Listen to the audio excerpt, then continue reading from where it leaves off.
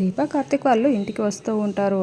ఇంకా ఇంట్లో కాశీ శ్రీధర్ ఉండడంతో చూసి ఒక్కసారిగా చాలా షాకింగ్గా చూస్తూ ఉంటారు. ఇంకా శ్రీధర్ కార్తిక్ దగ్గరికి వెళ్ళి, ఇప్పటిదాకా కృష్ణుడు లేని కురుక్షేత్రం లాగా ఈ యుద్ధం వార్ వన్ సైడ్ అయిపోయిందిరా, ఇక నువ్వు వచ్చావు కదా న్యాయం చెప్తావు అని శ్రీధర్ చెప్తూ ఉంటాడు. ఆ మాటలకి కార్తిక్ దీప వాళ్ళైతే శ్రీధర్ వైపు అలానే చూస్తూ ఉండిపోతారు. ఇక దీప ఏమో కాశీ ఏంటి ఇక్కడికి వచ్చాడు, అసలు ఏం జరిగింది అని అడుగుతూ ఉంటుంది. ఇక దాంతో శ్రీధర్, వాడు మారిపోయాడు, ఇప్పుడు అన్నీ బాగానే చేసుకుంటాడు, తనని క్షమించండి అని మీ అత్తయ్య నాతో చెప్తుందమ్మా అని శ్రీధర్ దీపకి చెప్తూ ఉంటాడు. ఇక కార్తీక్ దీప వాళ్ళైతే కాశీ వైపు చూస్తూ, అవునా మారిపోయినట్టుగానే ఉన్నాడు కదా, సరే క్షమిద్దాము అని అనుకుంటూ ఉంటారు. ఆ మాటలు విని శ్రీధర్ ఏమో, అలా ఎలా కుదురుతుంది, వాడు మారిపోయాడు, మంచిగా ముత్యంలాగా బయటికి వచ్చాడు అని మీ అమ్మ నమ్ముతుంది కదా, అలాంటప్పుడు మీ అమ్మ కూడా నన్ను కూడా క్షమించాల్సి ఉంటుంది కదా అని శ్రీధర్ చెప్తూ ఉంటాడు. ఆ మాటలు విని కార్తీక్ దీప వాళ్ళు ఒక్కసారిగా చాలా షాకింగ్గా చూస్తూ ఉంటారు.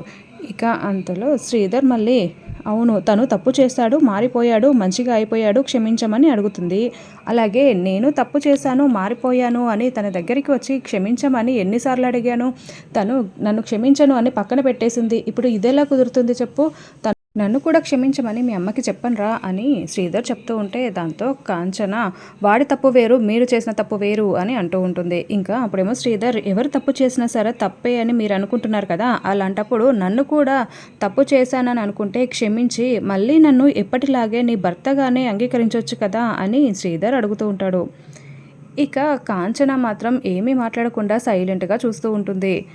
కార్తిక్, నువ్వైనా చెప్పరా తనకి అని శ్రీధర్ అడుగుతూ ఉంటే, మా అమ్మ ఏ నిర్ణయం తీసుకుంటే అదే నా నిర్ణయం, ఎందుకంటే మా అమ్మ చిన్నప్పటి నుండి నన్ను చాలా కష్టపడి పెంచింది, మా అమ్మ నాకు దేవత లాంటిది అని కార్తిక్ చెప్తూ ఉంటాడు.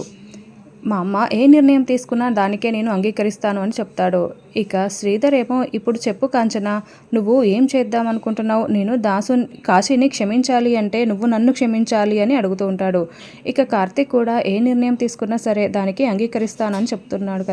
ఇక కాంచన ఏమో, నేను ఎప్పటికీ నా మాట మీద నిలబడతాను, నేను ఎప్పటికీ మిమ్మల్ని క్షమించలేను అని చెప్తూ ఉంటుంది. ఆ మాటలు విని శ్రీధర్ చాలా బాధపడుతూ ఉంటాడు.